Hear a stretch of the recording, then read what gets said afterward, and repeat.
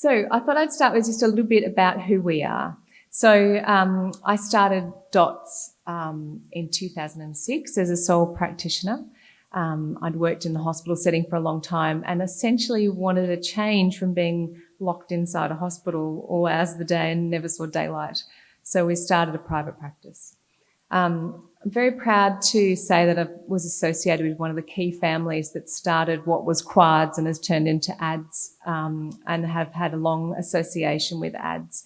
It's been a delight to watch it grow and become what it is today, with the support that it gives its members. So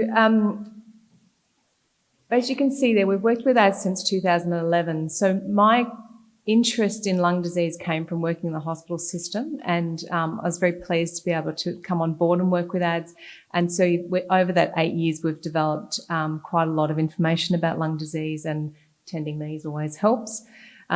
Initially, we started as an occupational therapy practice and found that dietetics was so important to so many of our clients and was not readily available in the community. So we also brought dietitians into our practice. So we now have 15 OTs and 2 dietitians. As far as the work that we do with ADS goes, we are able to service all of the members across Queensland and the Northern Territory. When we work within Brisbane, we use our own staff. So as a business, we cover all of Brisbane. We cover as far south as the Northern Gold Coast, out to Ipswich, up to sort of northern Brisbane and out to the islands. And then where we get work that we can't cover by our own staff, we find contractors, but we're really choosy about the contractors that we find. So if you live outside of our area, like the lovely gentleman I was talking to before who's from Warwick, then we'll find a therapist or a clinician who can go to that area, but who knows what they're talking about when it comes to lung disease. Okay. So I'm going to talk a bit about our dietitians and the role that they have for people with lung disease and what dietetics is. And then I'll talk a bit about occupational therapy and what that is, because we're a bit of a nebulous profession. Most people don't truly understand who we are and what we do. So in working with ADS, what's been fantastic and watching it change is that ADS has been able to bring on social work. So I imagine most of you know Natalie, who's our social worker for ADS. And what that's enabled us to do is rather than being the only health practitioners working with ADS, we've now got a health practitioner team. So we work very closely. And when Natalie lets us know that a member needs our assessment, whether that's dietetics or occupational therapy, we get a lot of information from her that she's gathered from you. She's got consent to share with us. So we're able to come in and see you well informed and make the most of the time we've got with you. We get about 2 hours with the first assessment. And then the important thing for us is that we create a very clear plan. So it's very clear what it is that we're going to do to help you, whether it's a dietitian or an OT, and what Natalie's role will be, and then more broadly, how the association can help. So we make sure that there's a very clear approach. So it's not just us popping in and doing our thing and leaving, or the dietitian popping in and doing their thing and leaving, which is a bit what it looks like from your end. There's a lot that goes on in the background. And obviously we refer out as we need to. So if we think that you could do with a specialist chest physio or an exercise physiologist, are the 2 most common, then we'll find someone nearby who can offer that service for you. Okay, so dietitians. So there's a little bit of a misunderstanding in the difference between dietetics and nutritionist. So a nutritionist is someone who has done a very short course generally. So a dietitian is a university-trained person. Excuse me. The biggest difference with dietetics is that they work with people whose nutrition is compromised through ill health, disease, disability, etc. So a nutritionist is more likely to be someone who's going to help you through a diet, maybe one of those wonderful soup diets or something just as crazy. Doesn't mean that they're not good at their job. They're just not suited to working with people who have ill health. And that's one of the biggest differences with dietitians. So What we found, ADS have discovered many years ago that dietetics for people with lung disease is very, very important. They've worked closely with the university in some research and developing resources for their members. And I'm sure most of you will have seen or read or received the dietetics brochures that they send out. There's a few key points here. So one of the key things with lung disease is that you generally are using more energy to breathe than you would if you didn't have lung disease. So obviously you then need more energy to come into your body to make up for that. So it's important to understand what the energy in and energy out is. And I put a caveat on all of this in that I am an OT and not a dietitian. So I've worked closely with the dietitians in developing their bits of information, but please don't ask me any tricky questions. The other thing that happens in any disease is that the body prioritises circulation to that area in order to help fix it. So there is less circulation going to the abdomen for digestion. And in that instance, the dietitians will encourage you to have smaller meals so that there's less input needed to digest. You'll all know what it's like. If you have a really big meal, like on Christmas Day, you want to go and have a nap. You know, you want to have a little rest because your body's very, very busy digesting. So when your body is already under strain in terms of energy levels and you give it a bigger meal, then you're really giving it a lot of hard work to do. So smaller meals are better. The other key one is reduced appetite. So I'm sure most of you will have experienced this when you're unwell. You don't feel like eating. And some treatments will affect your taste, your interest in food because everything tastes like cardboard. So it's really important to be aware of maintaining a healthy diet and maintaining regular food intake despite the fact that you don't really feel like eating. And of course, then the biggest side effect is when you don't really feel like eating, but you feel like snacking, then you snack on something you probably shouldn't have that's high sugar and low nutritional value. And we're all guilty of that. I'm sure most of you have grabbed a Mentos or a jelly bean already. We all go for sugary snacks first. The last key fact for dietetics, and obviously there's a lot more to it than this, but I just wanted to highlight a few key facts today, is that maintaining a healthy weight obviously is very important. So the dietitians see people who are malnourished, whether they're underweight or overweight. So your weight does not necessarily reflect your nourishment. But obviously being underweight puts you at certain risks, and overweight puts you at certain risks as well. Overweight adds more pressure on the chest, particularly when you're lying down. But underweight has its risks as well. It's obviously the key indicator that you're not getting enough energy in. But from an OT point of view, what that means is that you generally have less energy, which might mean you're more at risk of falling, for instance. But for people who are sitting a lot or are bedbound, then you're more likely to be at risk of skin breakdown or a pressure sore or a bed sore you might know. And I'll talk a bit more about that in a minute. I just want to go back a little bit to the energy use. So some of you will know when you become short of breath, and Simon alluded to this before, that breathlessness is dealt with as a mechanical thing. So you want to breathe more deeply. And what happens is that if your lungs are not getting the air they need, is you start using the auxiliary muscles in your rib cage and your back to expand your rib cage to get more breath in. So you're using many more muscles than you would if you were breathing with healthy lungs. And that's a really important thing to remember, and follows on nicely from what he said. Okay. So a few quick helpful tips. Make sure that your diet is relevant to your age, your diagnosis, and your symptoms. As we age, we tend to move less, so we don't need as much food, but we also absorb protein differently. So we don't absorb protein as easily as we do when we're younger. So it's important to have meals, and obviously this is not individualized information. As a general rule, it's important to have meals that are higher in protein, but are smaller meals relevant to the energy that you're outputting. Portion sizes are important from along the same lines. Eating with correct breathing patterns and posture is really important. So you'll know when you slump, it's easy to become more breathless because you're literally putting pressure on your lungs. You're crushing your lungs down. It's really important to sit up straight if you want to be able to breathe easily. And it's the same when you're eating. If you're eating and you're slumping, you're not going to be breathing as easily whilst your body's also trying to chew and swallow. So that it's important to get those patterns correct. There are diets that do support optimal health, and I'm not going to try and tell you what they are because I don't know. One of the key things we see, and we see this across the board, not just with lung disease, is the effect of medications on the bowel. So there's a lot of medications, particularly pain medications, that can create constipation. So being aware of your fluid intake and being the correct fluid intake. And then, of course, the offset to if you have fluid on your lungs, getting that balance right. The last point for dietetics, and this is a really important one, is finding a way to enjoy food.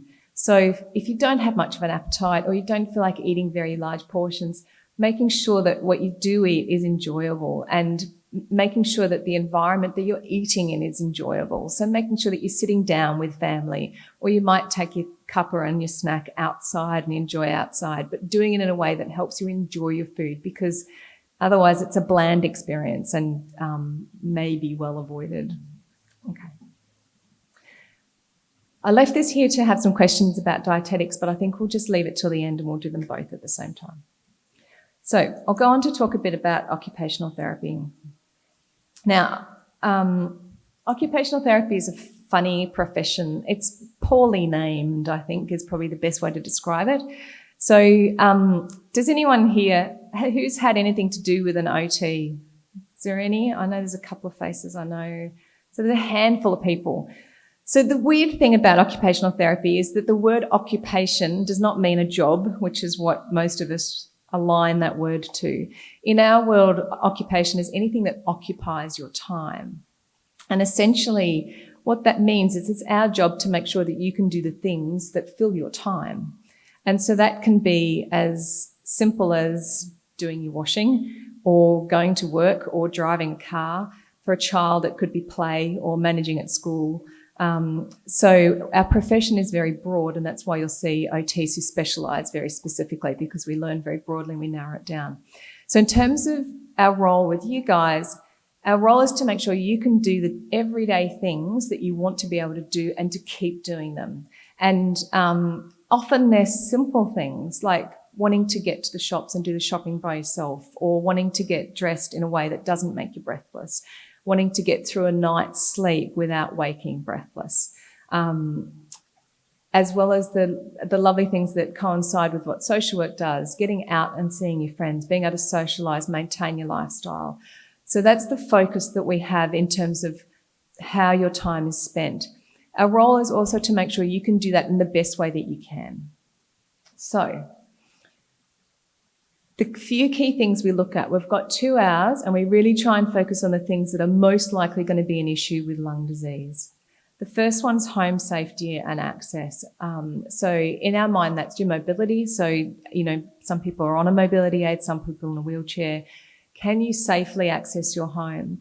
And when we come to see you, we're looking at how are you managing that now? How are you going to manage in 6 months or 12 months or 2 years or 5 years? So we're looking at what sort of disease process you have and how we can make sure that what we tell you is going to be useful to you into the future, not just in that moment.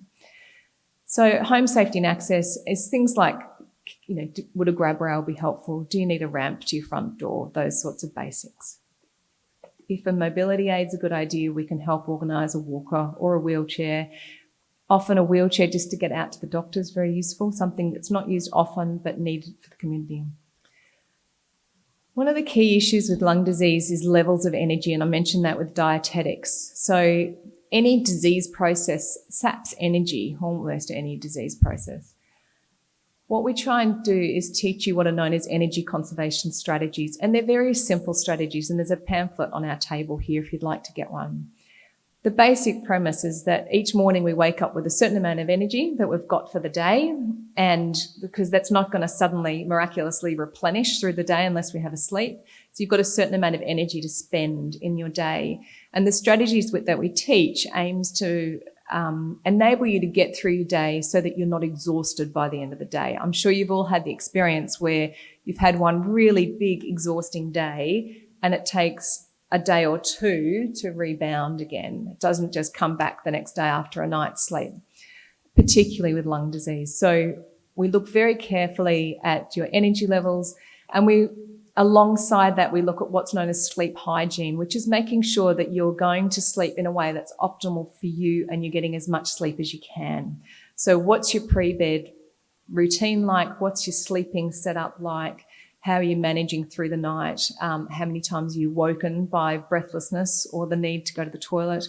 And looking at all of that process to make sure that you're getting as much sleep as you possibly can. And then obviously you can wake up better the next day with better energy levels. So we look at those together. For people who do have changing mobility, we look very carefully at your falls risk and preventing that. And that can be as simple, I'm sure you've seen the idea of pulling up a mat that might have a curl in it as just something that you don't trip over. It could be something as simple as that. It could be something as simple as looking at what sort of footwear you're wearing at home, or it could be more of a rehab approach to looking at how we can improve your balance. How can we improve your ability to react if your mobility's changed, and prevent falls in that way.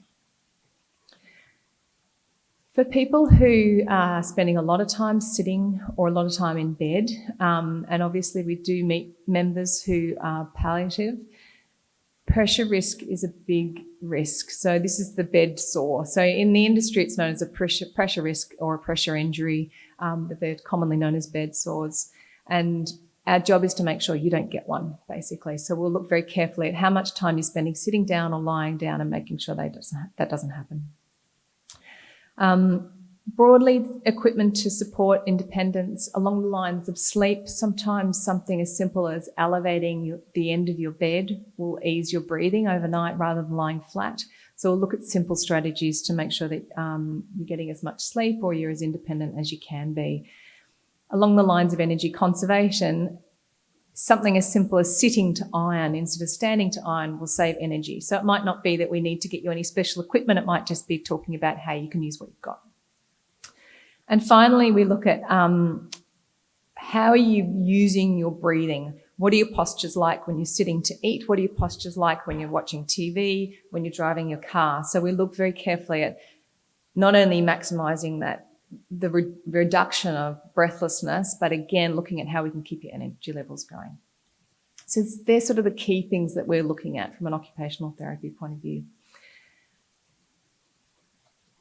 I think the main thing to know is what I've written at the top there. Our job is to make sure that you can be as independent as possible in your home for as long as possible. And you can see that we look at a few broad issues there. And as OTs, there's other things we look at, but these are the key things that come up with lung disease. Okay. Just thought I'd throw that up because it's a really nice photo. Any questions? Thank you, Beth. Any questions for Beth? Beth, I have a quick question for you, and it follows on from what Dr. Bowler was saying about oxygen. Do you have any comment on the use of oxygen? Is that something you get involved in or see people with asbestosis, for example, using oxygen? Because I have a number of clients with very low gas transfer who do have oxygen supplementation. What's your thoughts on that? So we're not the people who will get you oxygen, but it's really common for us to have a role in helping you manage that. So we'll often advocate to have, say, a portable concentrator so that you can go out with a concentrator or portable oxygen bottles. We have a role, it's common to get an oxygen bottle holder for a walker so that you can take an oxygen bottle with you. The other funny one is that if anyone's ever seen a home oxygen concentrator, they tend to be a fairly large unit and then a really long tube so that people can walk around the house. Have you seen that? But then you've got a really long tube around the house and not only does it catch on things, but it's a trip hazard and it gets in the way. So we often look at how that can be better managed. And whilst the supplier will have set the oxygen concentrator up somewhere really handy, and generally in a way that stops the noise. I've seen them in wardrobes and linen cupboards and all sorts of things. What we'll be looking at more is how are you managing that day to day and how can we do it in a way that's not going to let you trip over the tube, which happens. Beth, quick question here from Bianca, who's one of the Asbestos Society directors. Bianca? Thank you. Hi, Beth. Hi, Beth. Just a quick question. When you do go out to the homes to do an assessment, do you take into consideration the partner's ability to assist the member as well? Yes, we do, very closely. And then we use Natalie's information. So this is something we used to gather all of that information, and we're really lucky now. Natalie often has that for us. But we do spend a lot of time looking at what your supports are. So if you do have a partner, how well are they? What is their capacity? We've certainly seen plenty of couples through ads where the male in the family has got an asbestos-related disease through his work, and the female in the family has got an asbestos-related disease through doing his washing. So we've seen that more than once. And so it's really common not only to see a partner who may not have perfect health, but may also have a similar condition. So we'll look very carefully at that and what kind of support is available, not only in the home, but outside of the home. And we work closely with Natalie along those lines. So what are your supports? Thanks, Bianca. What are your supports at home and in your broader community? So if your partner went into hospital and they're your primary carer, who else have you got? Who's your backup? What sort of services have you got? So one of the roles we play, and we work closely with Natalie on this, is what sort of help do you need at home? You know, would it be really beneficial for someone to come in once a fortnight and clean your bathroom and do your vacuuming? So it's one less thing for you to be wasting energy on, and that way you've got your energy for the things that really matter. And in some cases, it might mean that you need help even with something like showering. So we look at those services and make sure you've got those on hand. Yeah. Beth, one final question from me. Dr. Bowler in his talk listed 7 asbestos-related lung disease that can eventuate from asbestos exposure. And I've had clients who have pretty much run through the gamut of those diseases. They develop pleural plaques, and then they develop pleural thickening, then onto asbestosis, and unfortunately onto mesothelioma, and that can go on over years. Is that something you get involved in, periodic visits, as the disease may progress and disability becomes more severe? Yeah, so the system that we've got with ADS is we do a really thorough initial assessment, and if we need to come back, we can. And then we liaise with ADS as time goes on. So, and it does happen fairly regularly that we'll come out again. So if there's change, whether in your health or in your social situation, we will come back and make sure that you're being supported through those changes. So as much as we try and future-proof you when we do come, you know, there's bound to be changes, so we can come back. And, you know, as you know, Natalie and the team do a very good job of supporting members, so they generally know where you're across, and they'll soon let us know if we need to come back out. Yeah. All right, thanks a lot, Beth, and thanks for the presentation. You'll be here all afternoon, won't you, Beth? So if you have any questions of Beth, she'll be at her stand there, so feel free to ask her any questions personally. And I'd like Phil to come up and just give Beth a small token of our appreciation. Thank you, Beth.